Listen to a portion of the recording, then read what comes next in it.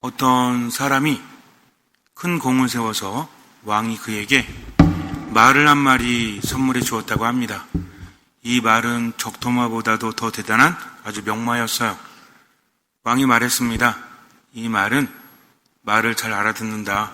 그래서 네가 할렐루야 그러면 말이 질주할 것이요, 아멘 그러면 말이 멈출 것이다. 이거를 명심하면 네가 이 말을 잘 다룰 수 있을 것이다 라고 말했습니다. 말을 타고 할렐루야 그랬더니 말이 엄청나게 달립니다. 산과 들을 쉬지 않고 바람처럼 달렸어요. 아멘 그러면 멈춥니다. 너무 신기했죠. 정말 대단하니까. 그래서 할렐루야 아멘 할렐루야 아멘 그러는데 한참 달리다 보니까 앞에 절벽이 있는 거예요. 갑자기 까먹었습니다. 어떻게 해야 되지? 주님 멈춰 주십시오. 아무리 외쳐도 말은 멈추지 않아요. 주님 제발 멈춰 주십시오. 아멘 그랬더니 말이 멈췄습니다. 너무 기뻤죠? 할렐루야. 그러니까 말이 앞으로 달려서 낭떠러지로 떨어집니다. 이 사람이 막 손을 휘저었죠. 본능대로. 그러다가 뭘 딱 잡았어요. 아주 칠흑 같은 어두움이 펼쳐진 그런 깊은 벼랑 속이었습니다. 기도를 했습니다. 스스로의 힘으로 올라갈 수 없으니 주님 저를 좀 도와주십시오. 저를 살려주십시오. 그랬더니 하늘에서 목소리가 들려요. 네가 애타게 나를 부르니까 내가 네 기도를 들어줄게. 너를 살려줄게. 감사합니다 주님. 자 그러면 너의 손을 놓아라. 그건 아닌 것 같은데요. 제가 손을 놓으면 죽을지도 모르지 않습니까? 아니야. 손을 놓아라. 내가 살려줄게. 너는 나를 믿느냐? 예, 믿습니다 주님. 그러면 놓으라니까. 아닌 것 같은데요. 다른 방법은 없습니까? 안 돼. 네가 놓아야 돼. 그러니까 이 사람이 말합니다. 저기 죄송한데 하느님 말고 다른 분은 안 계신가요? 라고 말을 했다고 합니다. 한 번쯤은 들어봤을 만한 이야기를 합쳤습니다. 제가 믿음은 이런 것이 아닐까요? 손은 놓지 않으면서 하느님께 바라기만 한다면 이것은 믿음이 아닙니다. 믿음이라는 것은 온전한 맡김이죠. 여러분에게 제가 믿음에 대해서 말씀드릴 때 간단한 도식으로 말씀드리는 것을 즐겨합니다. 근데 이것은 하나의 제시예요. 여러분들이 스스로 만들어 가셔야 합니다. 어쨌든 믿음이라는 것은 혼자 하는 것이 아니다.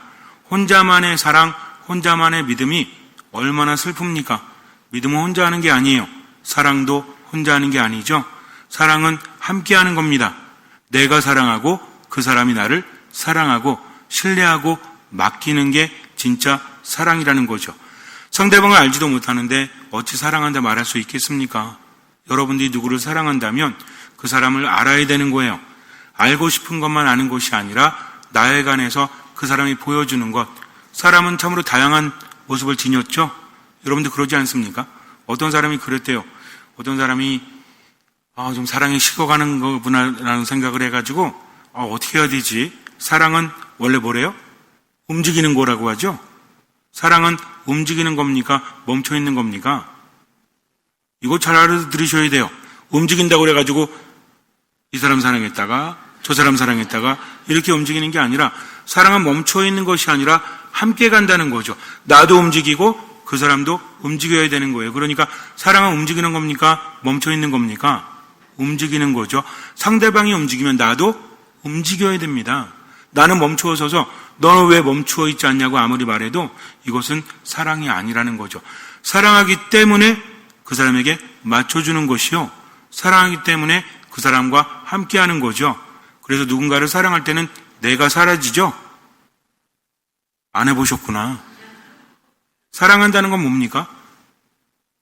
그 사람을 나에게 맞추는 것이 아니라 나를 그 사람에게 맞추는 것부터 시작을 하죠. 그럼 나는 그 사람한테 맞추고 그 사람은 나한테 맞추면 이게 뭐예요? 이게 완전한 사랑이라는 거죠. 사랑은 주고받는 게 아닙니다. 착각하지 마세요. 사랑은 주는 겁니다. 근데 서로 주면 밖에서 볼 때는 어때? 주고받는 거죠. 그래서 사랑은 핑퐁이에요. 핑퐁. 핑퐁이 뭐야? 탁구. 탁구는 어때요? 무조건 치는 거지. 그렇지 않습니까? 나는 무조건 치고 저 사람도 무조건 치죠. 우리가 볼 때는 어때? 왔다 갔다 하는 거죠. 이게 바로 사랑입니다. 하나님에 대한 사랑도 마찬가지예요. 그분을 만났기 때문에 사랑할 수 있는 거지 나 혼자만의 사랑이 아니라는 거죠. 대부분 믿음이 없어서 힘들어하는 사람들, 이런 사람들은 하느님을 알지 못하기 때문입니다. 그러니까 어떤 하느님을 만들어놨어요? 나한테 관심 없는 하느님, 무서운 하느님, 또는 이기적인 하느님, 이렇게 만들어 놓죠. 그러니 얼마나 답답합니까? 그래서 하느님께서는 참지 못하시고 당신을 드러내셨죠? 구약에서는 누굴 통해서? 예언자들을 통해서 당신이 어떤 분이신지를 알려줍니다. 신약에서는 누가? 예수님이 직접 세상에 오셨죠? 하느님이 나를 보여주시는 거예요. 그러면서 이렇게 말씀하십니다. 나를 알아다오, 나를 보아다오, 나를 믿어다오, 나를 따라다오. 예수님은 나라는 말씀을 자주 하십니다. 용기를 내어라, 나다, 두려워하지 마라. 나를 떠나지 마라. 내 안에 머물러라. 이렇게 말씀하시죠? 얼마나 확실합니까? 우리도 그렇잖아요. 나를 말할 때는 확실할 때 말하죠. 나는 싫어, 나는 좋아, 나만 바라봐. 이런 것들은 확신이 있기 때문에 말하는 것이 아닙니까? 하느님은 확신이 있으십니다. 나는 너를 사랑한다. 나를 보아라. 내 안에 머물러라. 나를 따라라. 아주 명확하지 않습니까? 네가 스스로 깨달아서 네가 열심히 해서 스스로 체험해라 이게 아니라 나와 함께하면 내가 체험을 주겠다. 내가 깨달음을 주겠다. 내가 기쁨을 주겠다. 그러니 어떻게 해라? 내 안에 머물러라. 나를 따라오너라. 그래서 신앙에서 중요한 게 뭐죠? 겸손과 순명입니다. 겸손과 순명은 나 중심이 아닌 거예요. 내가 나를 낮추고 내가 뭘 하고 이게 아니라 누구를 바라보기 때문에?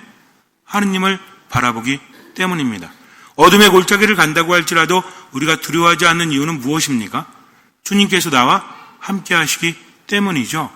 양은 어떤 존재라고 그랬죠? 양의 특징이 많지만 양은 앞을 제대로 볼 수 없어요. 한 1m 정도? 어쨌든 잘 보이지 않는다고 합니다. 그러니까 누구만 보고 따라가는 거예요? 목자만 보고 따라간다는 거죠. 이게 신앙입니다. 나는 볼 수 없지만 목자는 보이잖아요. 그러니까 얼마만큼? 보이는 만큼, 얼마만큼? 할 수 있는 만큼만 그분을 따라가고 나머지는 맡기는 거죠. 이게 신앙입니다. 그래서 자꾸만 맡겨야 돼요. 뭐마저도 맡겨야 된다? 생각과 기분마저도 하느님께 맡기는 거죠. 내가 생각하는 것, 내가 보는 것들 주체적으로 살지 말라는 말이 아니라 어떤 생각? 부정적인 생각, 특히 절망적인 생각, 그리고 나를 힘들게 하는 생각들, 그리고 그런 기분들마저 하느님께 맡기고 지금을 살아가기 때문에 믿음은 움직이는 거다. 사랑도 움직이는 거고 믿음도 움직이는 거다. 움직이는 것은 누구의 뜻대로? 하느님의 뜻대로. 근데 움직이지 않으려고 하는 건 누구의 뜻이죠? 이건 나의 뜻이라는 겁니다. 이거를 명심하셔야 돼요. 나는 삶이 너무 힘들어요. 너무 우울하고 상처가 많아요. 나는 자신이 없어요. 여태까지 내가 살아온 삶을 뒤돌아보면 자신이 없을 수밖에 없습니다. 라고 아무리 외쳐도 삶은 바뀌지 않아요. 그러니까 어떻게 해요? 내 힘으로 벗어나야 합니다가 아니라 주님께서 함께 하신다는 거죠. 이게 다른 겁니다. 내가 가진 것이 없고 내가 못났고 능력이 없고 비록 비전이 없다고 할지라도 하나님을 따라간다는 거죠. 우리의 앞을 가로막는 벽이 얼마나 많습니까? 뭐가 있어요? 나이가 있죠? 또 뭐가 있어요? 경제적인 능력이 있죠? 아무리 해도 안 되는 것도 있죠? 그래도 어떻게 됩니까? 그래도 따라가야 한다는 거죠. 하나님의 코드라는 것이 있다고 했죠? 제가 붙인 겁니다. 구약부터 신약까지 보니까 하나님은 누구를 선택하시죠? 아브라함. 아브라함은 어떤 사람이었어요? 돈이 많았죠? 대단한 사람이었습니다. 근데 문제는 뭐였어요? 자식이 없죠. 근데 나이가 많아요. 더 이상 아이를 낳을 수 없습니다. 그러니 포기하고 살았죠? 근데 하느님 뭐라고 하십니까? 하늘의 별을 보아라. 네 자손을 하늘의 별처럼 번성하게 해주겠다. 말이 됩니까? 안 됩니까? 말이 안 되잖아요. 왜 말이 안 되죠? 돈 많다니까. 그래도 안 되는 게 있죠. 뭐가 많아서? 돈도 많은데 나이도 많아. 그러니 아이를 낳을 수 없죠. 근데 하느님은 그게 가능하다 하십니다. 말이 됩니까? 말이 안 돼요. 그래서 아브라함도 사라도 안 믿죠. 아브라함은 안 믿는다고 말하진 않았지만, 사라도 그렇게 말하진 않았지만 어때요? 애를 낳는다고 하니까 천사 셋이 찾아와서 내년 이맘때쯤 아이가 태어날 거야 그러니까 사라가 뭐라 그래요? 아무 말 안 합니다. 그냥 웃죠? 아이고, 내가 무슨 할머니인데 무슨 애는. 그러니까 천사가 뭐라고 하죠? 웃었지 너. 저 안 웃었는데요? 웃었어 너. 안 웃었대. 웃었다니까. 그렇게 태어난 아이 이름이 이삭. 이삭이 뭔지 알아요? 그가 웃었다란 뜻입니다. 뒤끝 장렬이죠, 그죠? 천사가. 이렇습니다. 근데 일단은 뽑죠. 그리고 하나님 체험을 줍니다. 믿음이 생겼죠? 이걸로 끝난 게 아니야. 아브라함에게 뭐라고 합니까? 정말 늦게 이삭을 얻었죠? 근데 어떻게 해요? 이삭을 번제물로 바치라고 합니다. 말이 됩니까? 말 안 돼요. 하나님은 이런 분이십니다. 이게 믿음이라는 거죠. 이해되어지기 때문이 아니라 그분을 믿기 때문입니다. 그렇다고 해서 걱정할 필요 없어요. 우리는 아브라함이 아니기 때문에 그런 시험은 주어지지 않습니다. 다만 내 삶 한가운데서 누구의 뜻을 따르느냐? 하나님의 뜻을 따르느냐? 내 뜻을 따르느냐? 여기서 방해하는 존재가 있죠? 누구예요? 방해하는 존재, 유혹하는 자 누굽니까? 사탄이 개입이 되는 겁니다. 사탄은 어떻게 하는 거예요? 하나님의 뜻을 따르지 못하도록 무엇으로 조장할까요? 기분으로 조장합니다. 생각으로 조장합니다. 상황으로 조장해서 어떻게 만들어요? 포기하게 만들어요. 절망하게 만들어요. 희망을 갖지 못하게 머물고 그 자리에 멈춰있게 만듭니다. 이게 제일 쉬운 거거든요. 망가지는 사람은 망가지는 게 제일 쉬운 거예요. 슬픈 사람은 슬퍼하는 게 제일 쉬운 겁니다. 그렇다고 해서 제가 우습게 보는 게 아닙니다. 슬픔에서 헤어나오는 게 쉬워요? 어쩌면 이렇지 않습니까? 내가 지금 슬퍼하지 않으면 할 게 없는 거야. 어차피 절망했거든. 그러니까 뭐가 최선이에요? 슬퍼하는 게 최선일 수도 있다는 거죠. 동의하지 않으셔도 상관없습니다. 절망 속에 있는 사람도 마찬가지죠. 화내는 사람도 마찬가지잖아. 지금 할 수 있는 게 없지. 좌절감 때문에. 그러니까 어떻게 합니까? 화내는 겁니다. 그게 최선이라고 생각하는 거죠. 근데 누구의 뜻이 아니에요? 하나님의 뜻이 아니라는 거죠. 하나님 뭐라고 하십니까? 아주 간단하게 하나님께서 우리에게 바라시는 게 있죠. 이 뭐예요? 세 가지. 데살로니가 1서에서 이야기하는, 이것도 제가 여러 번 얘기했는데, 하나님께서 우리에게 세 가지를 바라시는데요. 예수 그리스도 안에 살아가는 우리 상황이 어떠하든지 간에 뭘 바라시죠? 언제나 항상 끊임없이, 언제나 기뻐하십시오. 끊임없이 기도하십시오. 모든 것에 감사하십시오. 왜? 이게 하느님께서 우리에게 바라시는 것이기 때문에 묻지도 따지지도 않고 그렇게 해야 된다는 거죠. 묻지도 따지지도 않고 많이 들어봤는데 어쨌든 그런 겁니다. 근데 우리는 인간적인 생각을 하잖아요. 아니 하느님, 어떻게 제가 어린 시절부터 얼마나 많은 상처를 받았는데요. 지금 제가 얼마나 힘든지 아십니까? 하루가 24시간도 저에겐 부족해요. 근데 어떻게 기뻐하라는 겁니까? 어떻게 감사하라는 겁니까? 근데 하느님 뭐라고 하세요? 네 손을 놓으라니까. 그래야만 내가 살려준다니까. 근데 우리는 믿는다고 하면서 손을 놓지 않죠. 근데 믿음이 완성되지 않아요. 믿음의 완성은 무엇이다? 믿음의 완성은 하느님 만났잖아요. 그 말씀 들었잖아요. 그 다음에 완성은 어떻게 됩니까? 그러니까는 실천이 뭐죠? 따름이 실천이라는 거죠. 실천이라고 해서 대단한 거 생각하시면 안 돼요. 하느님의 말씀이니까 일단 어떻게 하고 본다? 따르고 본다는 거죠. 그 다음에 뭐가 주어집니까? 체험이 주어지고 믿음이 자라나는 거죠. 근데 안 따르니까 멈춰있지. 어디 안에? 슬픔 안에. 어디 안에? 우울 안에. 어디 안에? 절망 안에 멈춰있잖아요. 그러면 돼요, 안 돼요? 안 됩니다, 이거는. 그러면 답이 없어요. 근데 예수님은 뭐라고 하세요? 자기 자신을 버리고 제 십자가를 지고 나를 따라야 한다. 자기 목숨을 살리려고 한 사람은 목숨을 잃을 것이요. 나와 복음 때문에 자기 목숨을 내어놓는 사람은 살 것이다. 복음은 뭐예요? 그분의 말씀이잖아요. 그러니까 그분의 말씀을 따라서 나는 무엇마저도, 내 생각마저도, 무엇마저도, 내 기분마저도 하느님께 봉헌하고 얼마만큼? 할 수 있는 만큼, 얼마만큼? 보이는 만큼. 우리가 하는 게 대단한 게 아닙니다. 우린 그만큼만 하면 돼. 나머지는 이끌어 주시니까. 엄마 아빠가 아이에게 걸음마 가르칠 때 어떻게 합니까? 야, 너 이번에 10걸음은 걸어야 돼. 알았지? 애는 말도 못하고 걸음마 그냥 애는 오라고 하니까 오는 거지. 애가 자, 할 수 있어. 이번에는 내가 11걸음 도전. 이럽니까? 애들은 뭐예요? 제가 잔디밭에서 애가 걸음마 연습하는 걸 봤거든요. 아빠가 이쪽에서 오래. 막 가더라고. 너무 딱 잡아줘. 엄마가 저쪽에서 오래. 그럼 갔는데 끝난 게 아니야. 저쪽에 아빠가 또 오래. 표정이 좀 이상해지더라고요, 애가. 감정이입이 된 거죠, 제가 짜증이 났어요, 갑자기. 아니, 자꾸 오라고 그래. 언제가 끝인데. 근데 애는 어떤지 까르르 웃어요. 그냥 좋대. 나 같았으면 안 해나. 왜 자꾸 나한테 이래요? 라고 말했을지 몰라. 엄마 아빠는 어떻게 할까요? 야, 너 11걸음 안 오면 내 자식 아니다 그래요? 아니죠. 그냥 하는 겁니다. 지금 10걸음을 걷든 9걸음을 걷든 상관없어요. 지금 최선이죠. 오늘 못하면 언제 하면 돼요? 내일 하면 돼. 왜? 내일도 엄마 아빠가 함께 있을 거니까. 그 다음에 어떻게 자연스럽게 걷죠? 기억나십니까? 여러분들 예전에 며칠 만에 걸으셨어요? 기억나세요? 기억 안 나요? 지금 걷고 다니잖아요. 이런 겁니다. 믿음도 이거예요. 아이는 아이의 믿음이 있고 어른은 어른의 믿음이 있는 거예요. 근데 중요한 건 뭐다? 그냥 시키는 대로. 아이에게 인터뷰합니다. 오늘 11걸음 걸으셨는데 어떻게 걸었습니까? 아, 제가 원래는 자신 없었는데요. 엄마 아빠의 격려가 있어서 힘을 냈습니다. 화이팅 이래요? 그냥 얘는 걸은 거야. 누가 오라니까? 엄마가 오라니까. 저쪽에서 아빠가 오라니까. 이겁니다. 신앙도 마찬가지예요. 내가 이해하기 때문이 아니라 하느님은 나보다 더 잘 아시는 분, 나를 나보다 더 사랑하시는 분이니까 누구의 뜻대로? 하느님의 뜻대로. 근데 번번이 막죠. 무엇이? 야, 네 나이가 몇인데? 야, 네가 아무리 애써봤자 실망만 있어 하면서 나로 하여금 움직이지 못하게 하죠. 이게 뭐예요? 이게 사탄입니다. 사람들이 나를 누구라고 하느냐? 엘리야라고 합니다.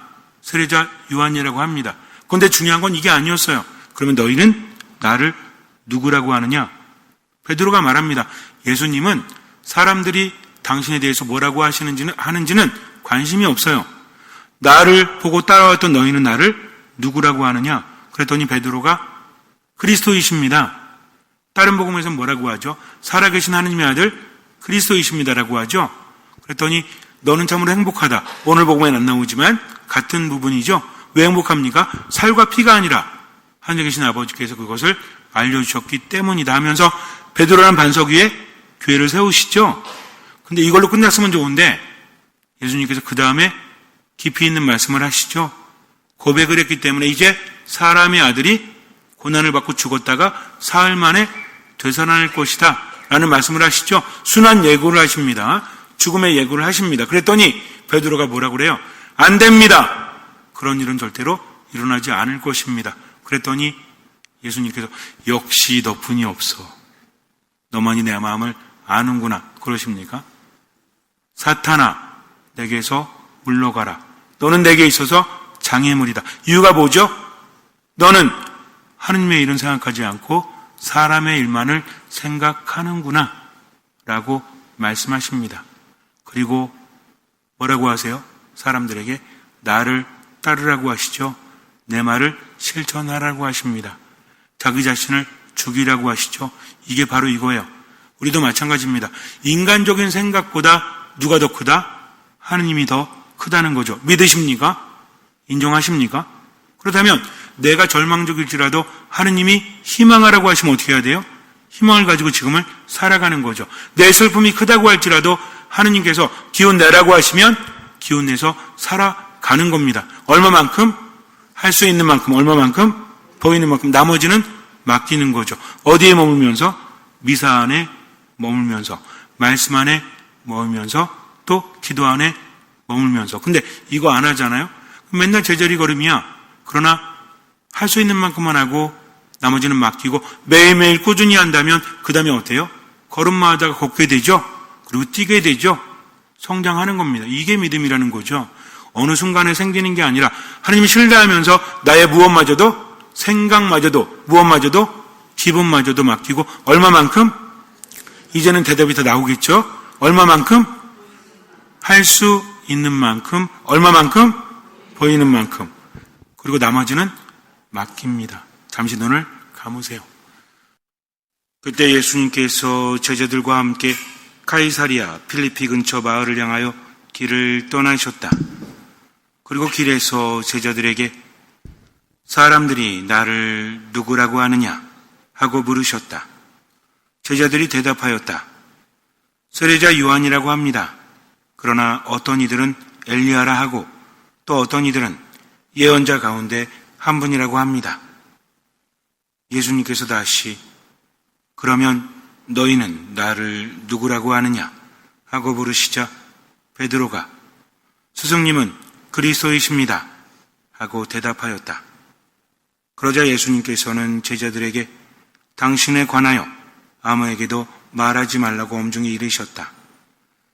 예수님께서는 그 뒤에 사람의 아들이 반드시 많은 고난을 겪으시고 원로들과 수석사제들과 율법학자들에게 배척을 받아 죽임을 당하셨다가 사흘 만에 다시 살아나셔야 한다는 것을 제자들에게 가르치기 시작하셨다.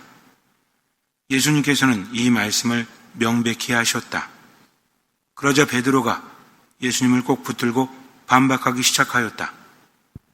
그러나 예수님께서는 돌아서서 제자들을 보신 다음 베드로에게 사탄아, 내게서 물러가라.